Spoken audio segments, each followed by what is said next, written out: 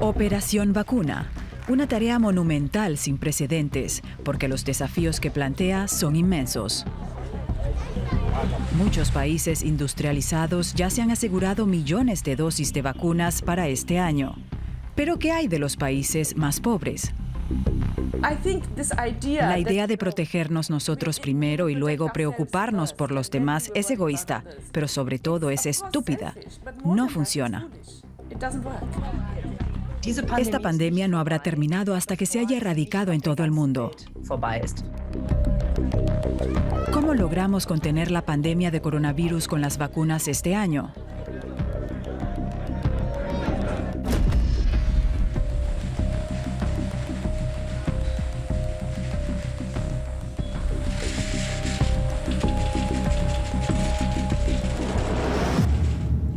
Maguncia, Alemania. Aquí está la sede de BioNTech, una empresa biotecnológica que hasta hace un año solo era conocida en su sector. Desarrollaba sobre todo medicamentos innovadores contra el cáncer. Ya en enero de 2020, poco después de que estallara la pandemia, su fundador, Ugur Sahin, detuvo toda la investigación en curso y dirigió todas las fuerzas a un nuevo objetivo: desarrollar una vacuna contra el nuevo coronavirus. Nuestro equipo es uno de los pocos que pudieron filmar aquí.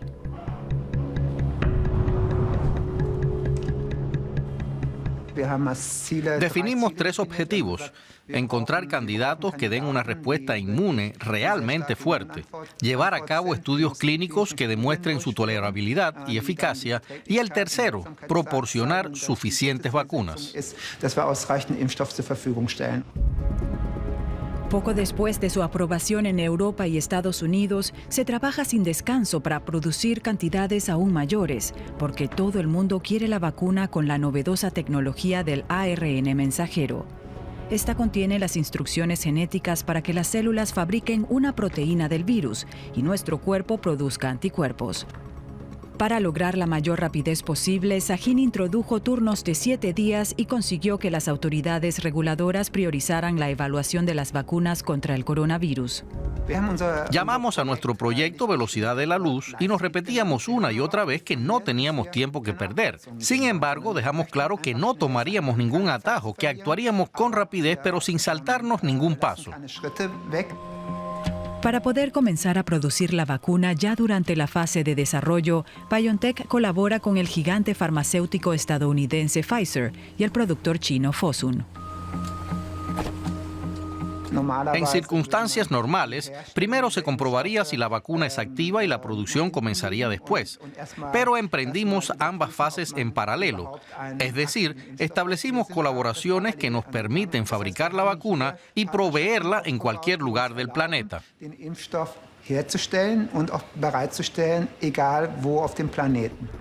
Además de BioNTech, en todo el mundo hay unos 200 equipos de investigación que buscan una vacuna contra la COVID-19 desde enero de 2020. Además de estadounidenses y europeos, participan en la carrera investigadores de China, Rusia y Australia. Desarrollar una vacuna lleva años, pero esta vez la humanidad no puede esperar tanto tiempo. Los gobiernos invierten sumas multimillonarias en la investigación. Seremos la farmacia del mundo, el fabricante de productos médicos número 1. Tenemos la misión de actuar conjuntamente en todo el mundo. La búsqueda de la vacuna se convierte en una lucha de poder global, una batalla propagandística. Ya casi lo logramos. Muy pronto, antes de que acabe el año, presentaremos una vacuna. Nunca antes la investigación médica había atraído tanto la atención en todo el mundo y nunca antes hubo tanta presión sobre los científicos. A ello se suma la constante pelea política, que se teme cada vez más que acabe comprometiendo la seguridad y el rigor científicos. Rusia autorizó provisionalmente una vacuna antes de que pasara la tercera fase de pruebas en varios miles de personas, un ensayo de importancia capital. Con ello incumple el protocolo internacional. También China empezó a vacunar el personal militar y médico con 2 fármacos, pese a no haber concluido los ensayos clínicos.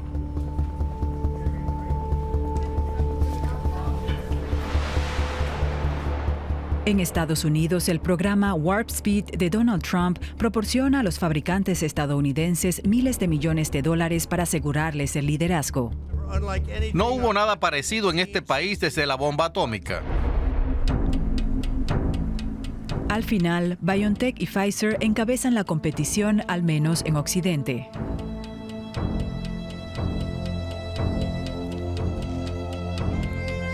Estas imágenes hacen historia. A principios de diciembre, Margaret Keenan, de 90 años, es la primera persona en recibir la vacuna de BioNTech tras su aprobación de emergencia en el Reino Unido. Ya está hecho. Y espero que esto anime a otras personas a hacer lo mismo.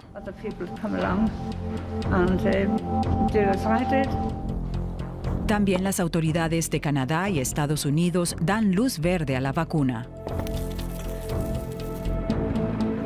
Estados Unidos ya recibió 200 millones de dosis.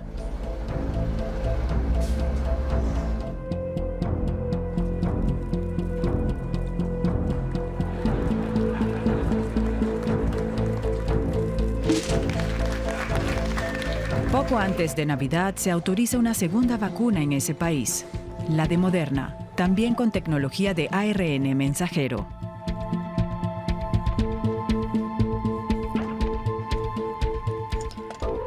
Según sus fabricantes, las vacunas de ARN mensajero de BioNTech y Moderna protegen de la enfermedad en un 95 y un 94% respectivamente, y se aprueba un tercer preparado: la vacuna de vector adenoviral de la Universidad de Oxford y la farmacéutica AstraZeneca. Esta protege de la infección hasta un 70%, un porcentaje significativamente más alto del requerido para la autorización. Pero pese a estas cifras alentadoras, está claro que al principio no habrá suficientes vacunas para todos. ¿Quién debe y puede vacunarse primero? En Alemania, los ancianos y los enfermos. Alena Buix preside el Consejo de Ética alemán y ayudó a redactar las recomendaciones para la vacunación.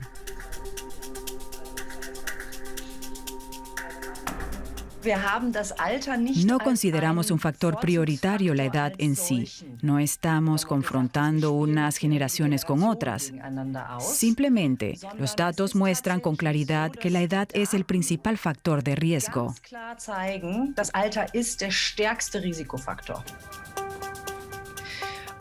Hay grupos, como el de las personas muy mayores, que viven en residencias de ancianos, cuyo riesgo es cientos de veces mayor que el mío. Pero, ¿está todo el mundo dispuesto a vacunarse en Alemania? Activistas antivacunas y autodenominados inconformistas llevan meses creando un clima de protesta y advirtiendo sobre lo que llaman una dictadura de la vacunación.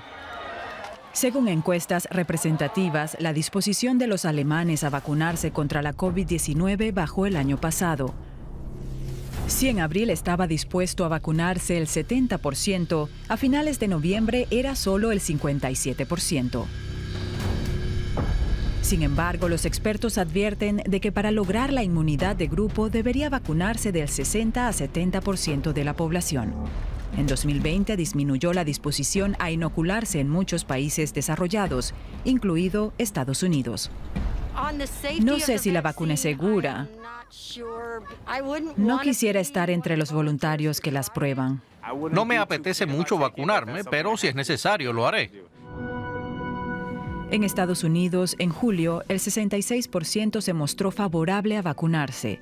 La cifra bajó al 50% en septiembre y luego volvió a subir al 63%.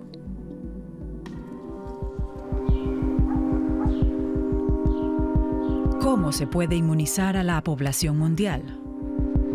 A casi 8.000 millones de personas.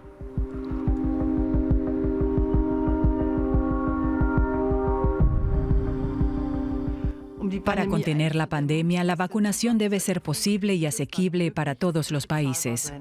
Ahora es importante que las vacunas se consideren un bien público mundial.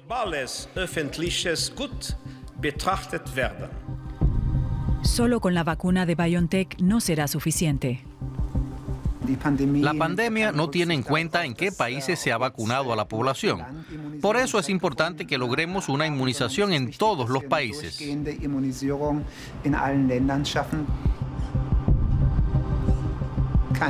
Ninguna empresa puede resolver esto por sí sola.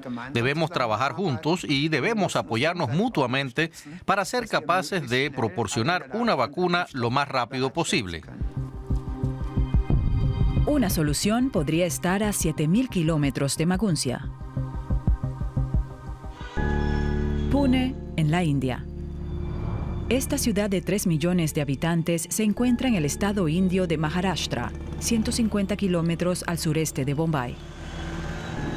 Aquí está la sede del mayor fabricante de vacunas del mundo, el Serum Institute of India. La empresa asegura que produce más de 1.500 millones de dosis de vacunas al año. Esta farmacéutica se ha especializado en el suministro a países emergentes y en vías de desarrollo, para los que las vacunas producidas en Occidente son demasiado costosas. Sus vacunas, dice, se emplean en 170 países.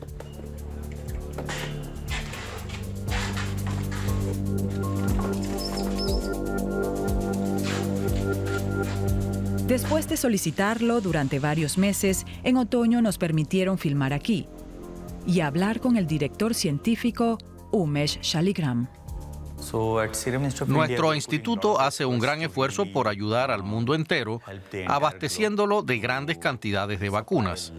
Tratamos de reducir la tasa de enfermedades en países pobres y de dar a todas las personas un acceso justo a los medicamentos. Normalmente, en estos bioreactores se producen sobre todo vacunas contra la tuberculosis, la poliomielitis, el sarampión y otras enfermedades infantiles. Ahora la compañía dedica gran parte de su capacidad a producir vacunas contra el nuevo coronavirus. El mayor desafío en una pandemia como esta es que todo el mundo pide grandes cantidades de vacunas. Hay que producir de 5 a 7 mil millones de dosis en muy poco tiempo. Para cubrir la demanda prevista, el Serum Institute está adaptando para la producción de vacunas contra la COVID-19 una nueva fábrica en la que se iban a producir otras vacunas. Normalmente, cuando hay una pandemia, muchos fabricantes comienzan de cero. Para cuando han construido una fábrica con capacidad para producir miles de millones de vacunas, la pandemia ha pasado y a nadie le interesa ya su producto. En esto, nuestro instituto lleva ventaja. Siempre ampliamos y construimos grandes fábricas, anticipándonos a las necesidades globales. Por eso somos capaces de enfrentar este tipo de pandemias. Actualmente en Pune se producen 5 vacunas candidatas contra la COVID-19. Una es la vacuna de vector adenoviral desarrollada por la Universidad de Oxford y AstraZeneca. En la India se produce con el nombre de Covishield. Su contrato con AstraZeneca establece que el instituto producirá 1.000 millones de dosis de la vacuna Covishield que se destinarán explícitamente a países en vías de desarrollo y la India.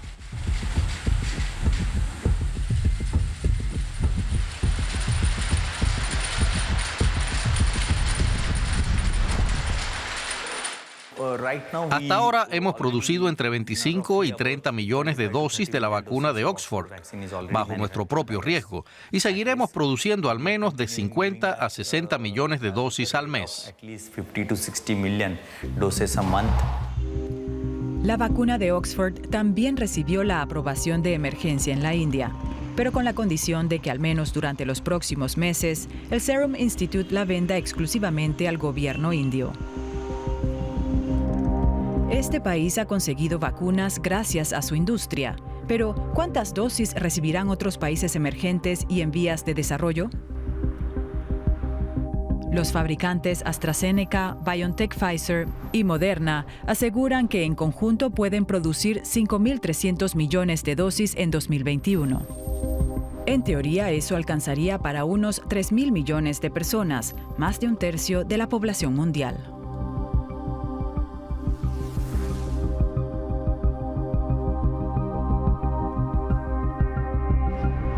Sin embargo, gran parte de esta cantidad está reservada.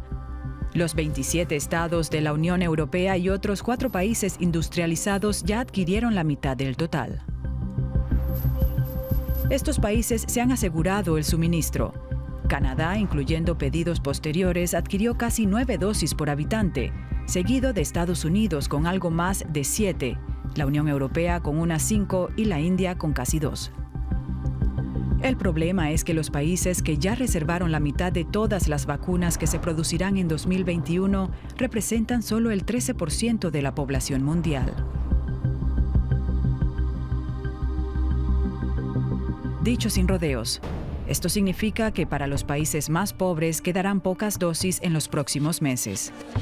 Según cálculos de la Universidad Duke de Estados Unidos, la mayoría de las personas de estos países no las recibirán hasta 2023 o incluso 2024.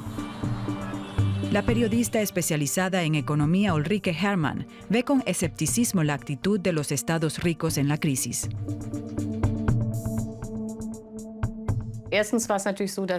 Las empresas farmacéuticas necesitaban dinero, capital de riesgo para llevar a cabo la producción. En ese sentido, es lógico, por supuesto, que el Estado se reserve vacunas.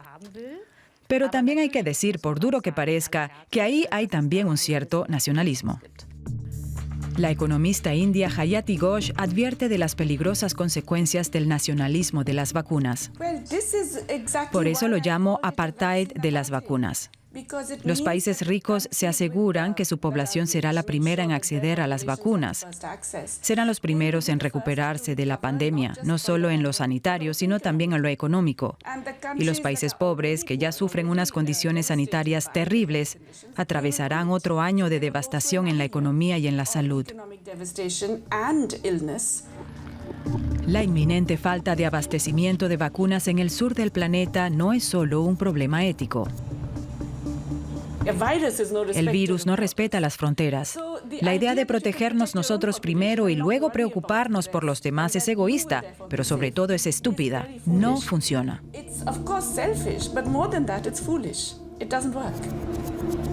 El nacionalismo de las vacunas agravará la desigualdad en el mundo, y eso va en contra de los intereses de los propios países industrializados, como advierte el economista Wolfgang Greiner.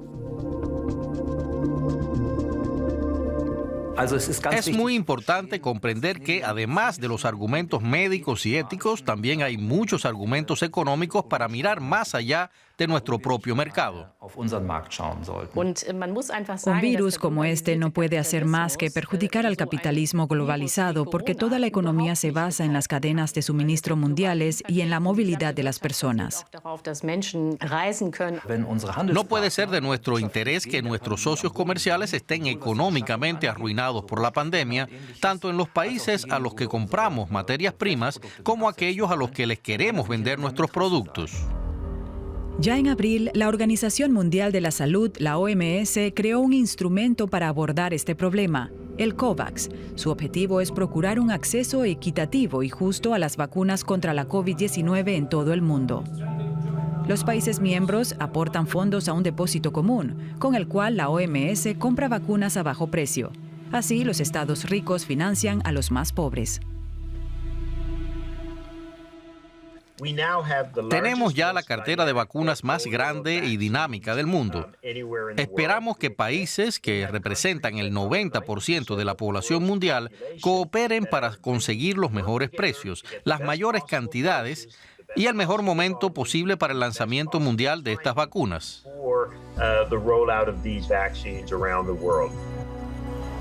El plan de distribución de la OMS prevé 2 fases. En la primera, los países participantes recibirían vacunas para administrarlas a su personal médico y a los grupos más vulnerables. En una segunda fase, se priorizarían los países donde la situación sea más acuciante.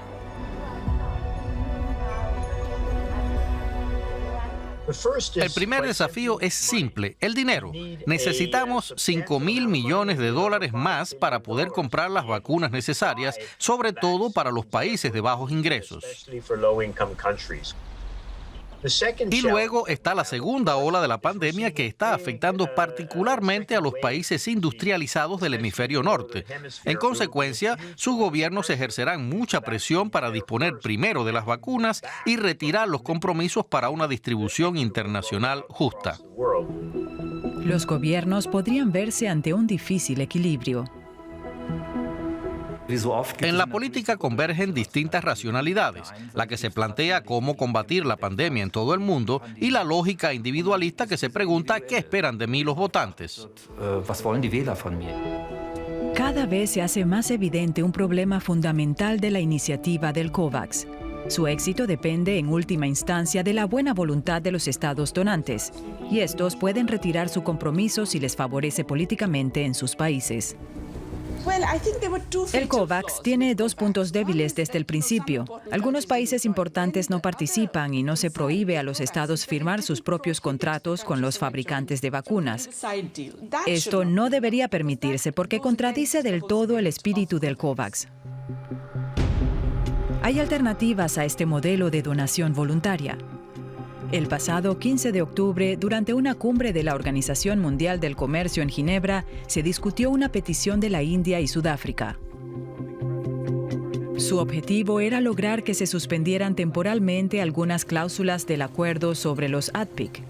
Este protege las patentes de las farmacéuticas, pero prevé excepciones, como en situaciones de emergencia médica. Por ejemplo, la suspensión de las patentes en el VIH dio acceso a medicamentos asequibles a millones de afectados. De la pandemia del VIH aprendimos que si hay derechos de patente, siempre existe el riesgo de que mueran cientos de miles de personas, porque simplemente no pueden pagar los medicamentos necesarios.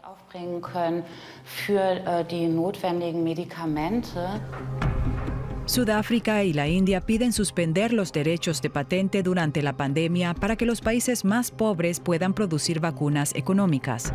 Pero los países industrializados se posicionan en contra. Desafortunadamente, las multinacionales farmacéuticas tienen un lobby muy fuerte con una gran influencia en el gobierno de Estados Unidos y es muy poderoso e influyente también en Europa. Las patentes aseguran a las farmacéuticas elevados beneficios y control de los precios. Esto cuando, a su vez, las empresas que investigan en vacunas reciben subvenciones multimillonarias. Las patentes son derechos de las empresas para proteger la innovación. Sin embargo, gran parte de los fondos que han contribuido al desarrollo de la vacuna provienen de las arcas públicas.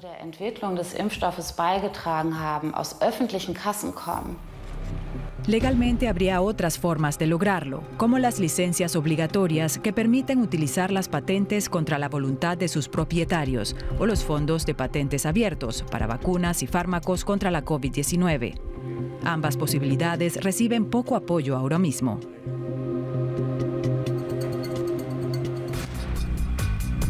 El empresario Ugur Sahin de BioNTech tampoco quiere oír hablar de más influencia estatal. Una empresa farmacéutica no es más que una organización que se dedica profesionalmente a suministrar medicamentos seguros. Y esto solo funciona si las empresas son capaces de generar ingresos que luego pueden reinvertir en el desarrollo de nuevos proyectos de investigación y nuevos medicamentos. De un modo u otro, la vacuna de BioNTech es inviable en países pobres del sur.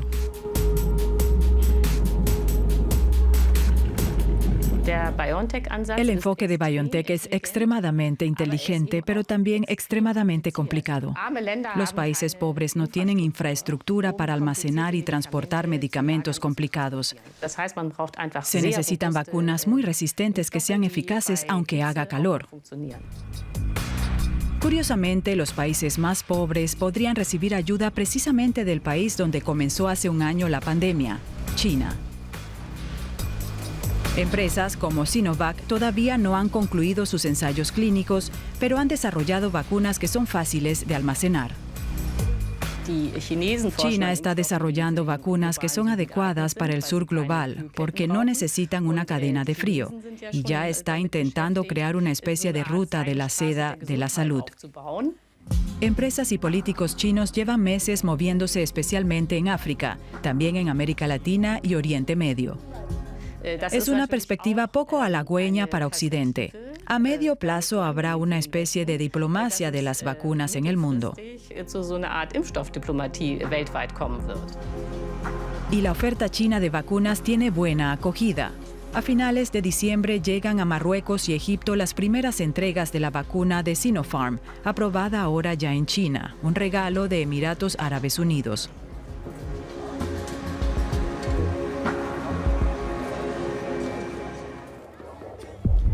La distribución de las vacunas es una cuestión epidemiológica, pero también ética.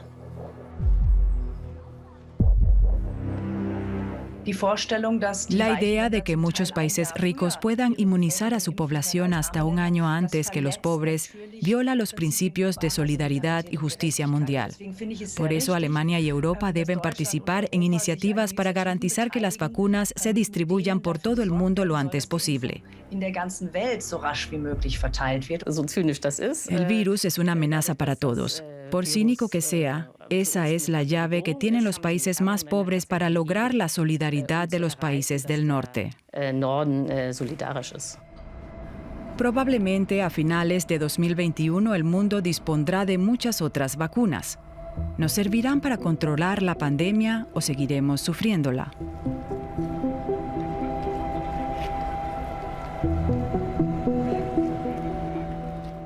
Espero que sea una vacuna eficaz para que podamos volver a la normalidad.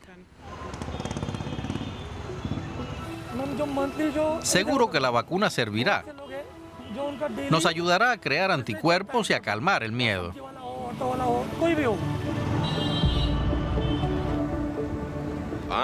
El final de la pandemia, sinceramente, no creo que llegue nunca. En un año, la pandemia se verá de forma muy diferente. Todavía será una nueva normalidad porque el virus seguirá ahí, pero volveremos a tener más actividad social y económica. Sin embargo, todo el mundo tiene que poner de su parte y el mayor obstáculo son las decisiones políticas sobre si financiar o no estos pasos que debemos dar sí o sí.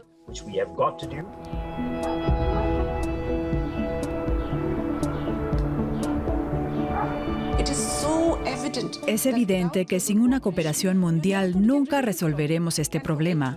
Hoy es el coronavirus, pero mañana puede ser otra cosa. Tal vez otro virus, pero quizá una enfermedad zoonótica o una nueva amenaza para la salud que ni siquiera imaginamos hoy. La ciencia ha desarrollado vacunas en un tiempo récord. Ahora depende de las autoridades y de todos nosotros emplearlas con inteligencia y previsión.